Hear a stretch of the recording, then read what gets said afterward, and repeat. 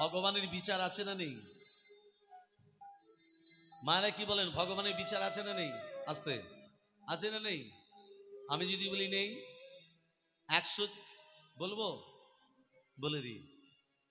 আমাকে আসর দিয়েছিল রাত 12টা থেকে 3টে পর্যন্ত। 12টা থেকে 3টে পর্যন্ত কীর্তন করে বাসার ভেতরে প্রবেশ করেছি। আর আপনাদের থেকে একটা বড় ভক্ত ভোর 4টের সময় আবার বাসার ভেতরে এসেছে। কত বড় গো! আপনাদের থেকে বড় ভক্ত ভোর 4টের সময় এসে বলছে, কত বড় ভক্ত দেখুন,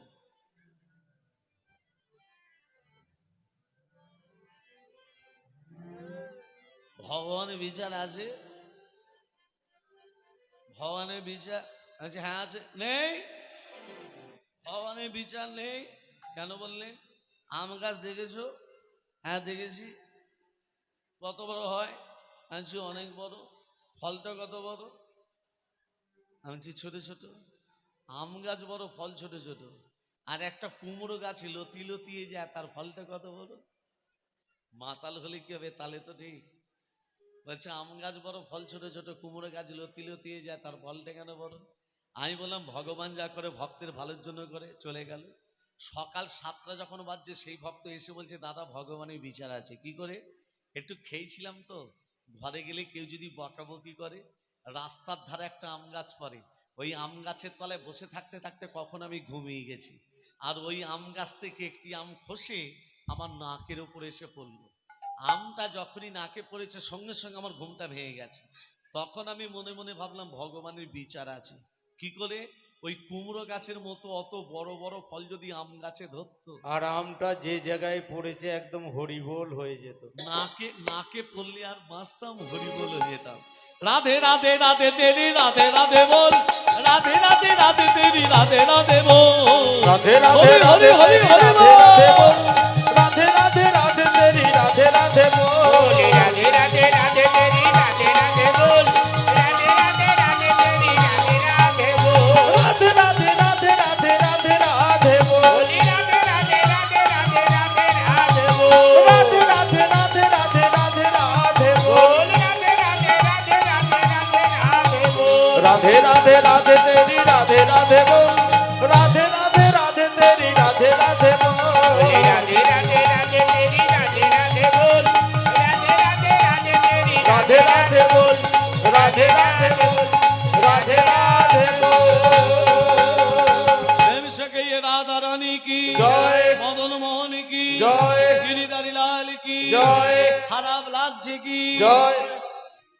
ভগবান শ্রীকৃষ্ণ যেমন অর্জুনকে সঠিক গন্তব্যস্থলে পৌঁছে দিয়েছিলেন, যারা হরি সবাই বসে হরিনাম শ্রবণ করছেন, সবাইকে ভগবান শ্রীকৃষ্ণ যেন অর্জুনের মতো সঠিক গন্তব্যস্থলে পৌঁছে দেয়, এটাই আমি কামনা করি ভগবানের কাছে। নিতাই গৌর হরি হরি বল। পতি কি আমি ওতে কামে করুণা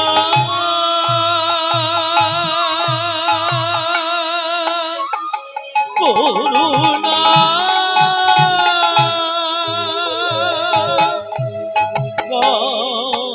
মরে বলকে হরি বল, হরি হরি হরি বল।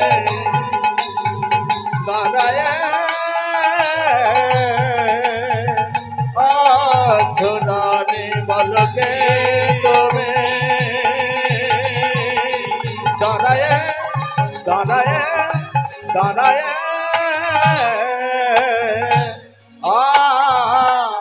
আছরানি। ভক্তমন্দির আছে, ভক্তমন্দির বাবা বিদ্যাপতি বলছে, কি নাম তোমার? রূপবতী নারী ঘুরিয়ে প্রশ্ন করছে, আপনার নাম কি? বলছে আমার নাম বিদ্যাপতি। জাতিতে জাতিতে ব্রাহ্মণ। তোমার নাম কি? বলছে আপনি ব্রাহ্মণের ছেলে, এখানে কি করতে এসছেন? বলছে আমি ভুল পথে চলে এসেছি। ওমা, মোটেও বলেনি যে নীলমাধবের সন্ধান করতে এসেছি। কি বলছে? ভুল পথে চলে আছি, আমি তীর্থযাত্রী। মিথ্যে বলছে না সত্য বলছে বাবা? কি মা, মিথ্যে বলছে না সত্য বলছে? মিথ্যা। ললিতা চরণ সেবা করে, বিদ্যাপতি ঘুমিয়ে যায়। এইভাবে 1 দিন 2 দিন 3 দিন 4 দিন কেটে গেল। 5 দিনে দিন বিদ্যাপতি আর ঘুমোচ্ছে না। কেন বলো তো? মনে মনে ভাবছে নীলমাধব, এর বাড়িতে আমি মিথ্যের আশ্রয় নিয়ে আছি, মিথ্যে কথা বলে আছি। আর কটা দিন আমি মিথ্যা কথা বলে থাকবো ঠাকুর? এবার তো দেখা দাও, এবার তো দর্শন দাও। এই কথা ভাবতে ভাবতে বিদ্যাপতি চোখে নিদ্রা নেই, আর ললিতা চরণ সেবা করা বন্ধ করে দিল। কি ব্যাপার? ললিতা আমার চরণ সেবা করা বন্ধ করে দিল কেন? ও, কে যেন ঠক ঠক করে আওয়াজ করছে না?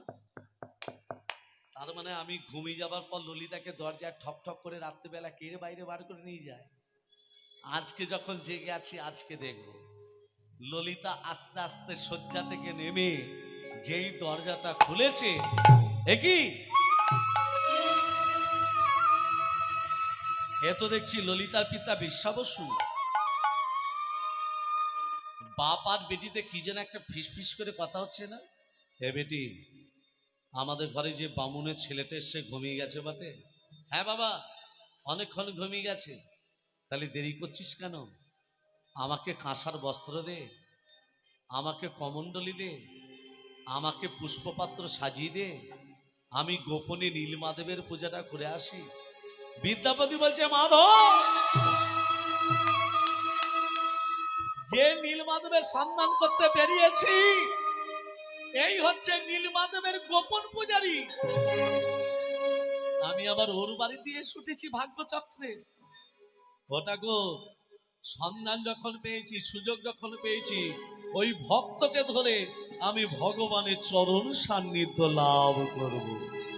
ওগো তিনি নাকি, ওগো তিনি নাকি, ওগো তিনি নাকি, ওগো তিনি নাকি, আমাদের দয়াল ঠাকুর, দয়া করো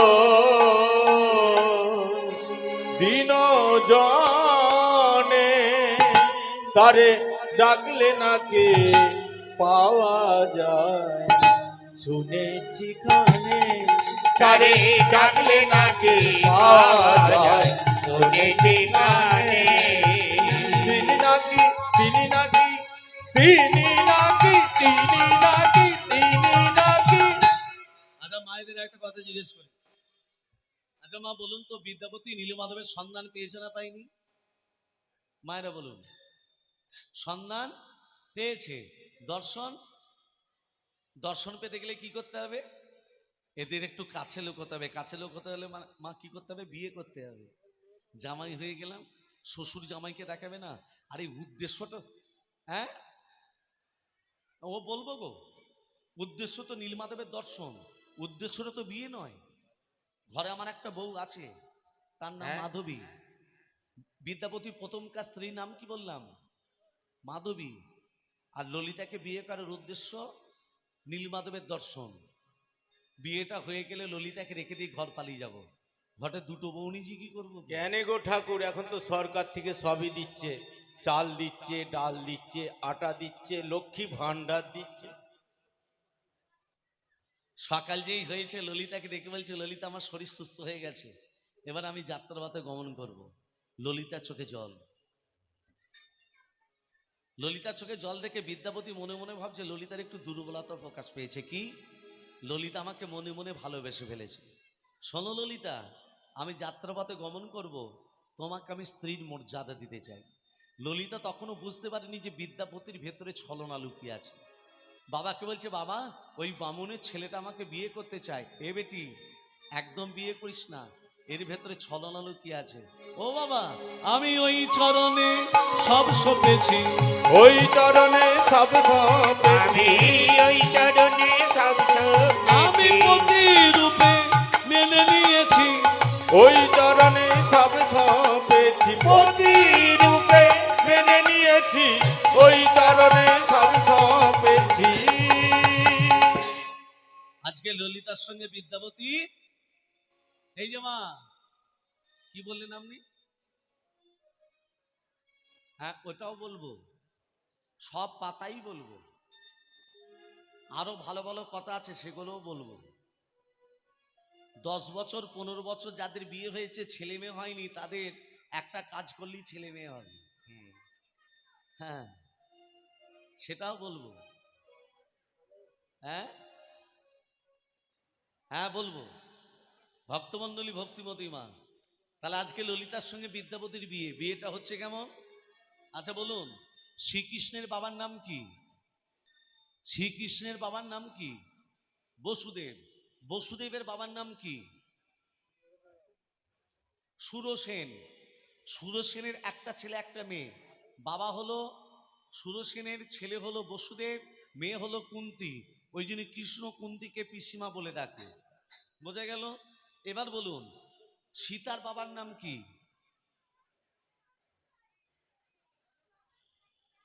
বলতে পারলে 2000 টাকা। জনকটা তো পদবী, পবিত্র মুখার্জি, মুখার্জিটা আমার পদবী, নামটা হলো পবিত্র।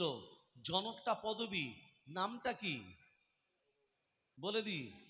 শিরধ্বজ জনক। সীতার বাবার নাম হলো শিরধ্বজ, জনকটা পদবী, তাহলে নামটা হলো শিরধ্বজ।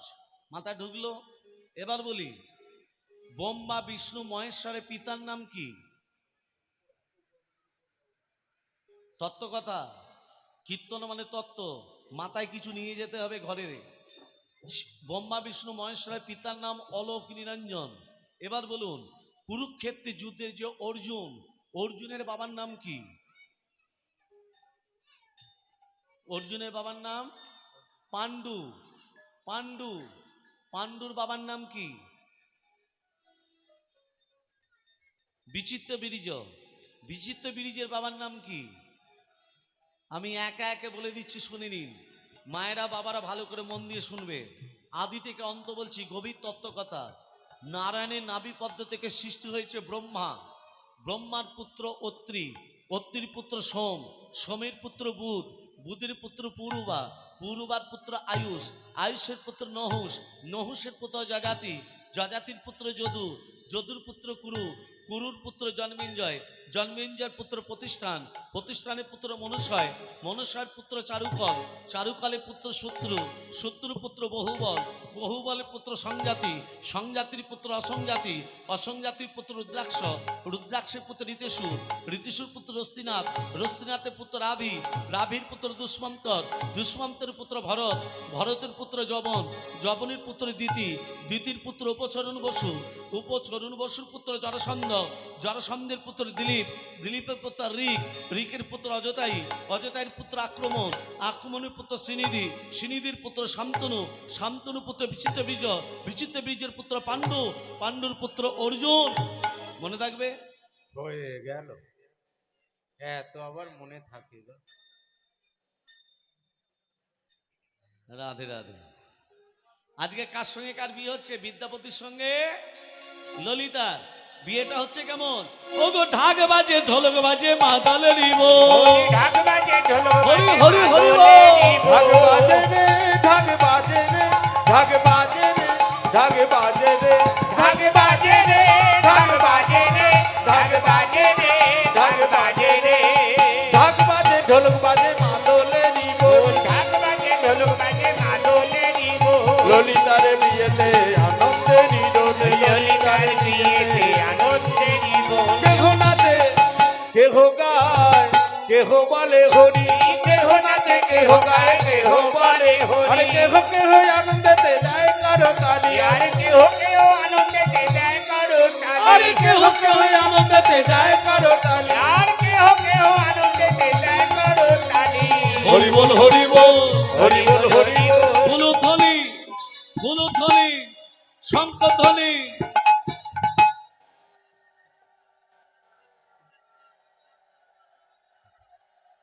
দাঁড়ান দাঁড়ান দাঁড়ান দাঁড়ান। আচ্ছা, মায়েরা যে শব্দটা করলেন এটাকে কি বলে? এটাকে কি বলে? উলু। বইতে লেখা আছে হুলু। হ্যাঁ গো, সব কীর্তনীরা বলে উলু দাও, উলু দাও। উলু নয়, হুলু। হ। মায়েরা যদি হুলুর ধ্বনি দেয়, শঙ্খধ্বনি দেয়, বাবারা কি চুপচাপ বসে থাকবে? বাবারা কি করবে? ওগো বাহু তুলে হরি ধ্বনি তাই সর্বজন। ওগো বাহু তুলে হরি ধ্বনি, হরি হরি বল। বাহু তুলে হরি ধ্বনি দেয় সর্বজন। হরি বল, হরি বল, হরি বল, হরি আর হুলু ধ্বনি দাও সকল হরি বল হরি বল ধুলুধ্বনি দাও সকল হরি বল হরি বল আর সম্পদনি দাও সকল হরি বল হরি বল সম্পদধ্বনি দাও সকল হরি বল হরি বল আর কেহ কেহ আনন্দেতে দেয় করো তালি আর কেহ কেহ আনন্দেতে দেয় কারো তালি আর কেহ কেহ আনন্দেতে দেয় কারো তালি হরি বল হরি বল হরি বল হরি বল হরি বল হরি বল ভক্তমন্ডলী ভক্তিমতী মা বিয়েটা হয়ে গেল বিয়ের পর দিনটাকে কি রাত্রি বলে কাল রাত্রি তারপরের দিনটাকে কি রাত্রি বলে কালকের পর পরশু রাত্রি ফুলসজ্জা ফুল দিয়ে সাজানো হয় বলে তার নাম ফুলসজ্জা আসল কথাটা হলো শুভ রাত্রি আপনারা যাকে ফুলসজ্জা বা শুভরাত্রি বলছেন সবররা এই রাত্রিটাকে বলে গুইন্দা রাত্রি কি বললাম বাবা বাবা কি রাত্রি বললাম গুইন্দা গয়রস্যৌ হস্যই মধ্যাহ্নয় দয়া আঁকা গুইন্দা এ কথাটা কোথায় পেয়েছি একটা বইয়ের নাম বলি বইটার নাম হলো anti language of Indian regulations ইংরাজিতে anti language of Indian regulations ভারতের ভাষা আঞ্চলিক কিছু কথাবার্তা বইটার লেখক হলেন ডক্টর সুরভি চট্টোপাধ্যায় ডক্টর সুরভি চট্টোপাধ্যায় হচ্ছেন ক্যালকাটা ইউনিভার্সিটির প্রফেসর আমি ওনার ছাত্র আমি আমার স্যারের বই পড়েছি আপনারা যাকে ফুলসজ্জা বা শুভরাত্রি বলছেন সবররা এই রাত্রিটাকে বলে গোইন্দা রাত্রি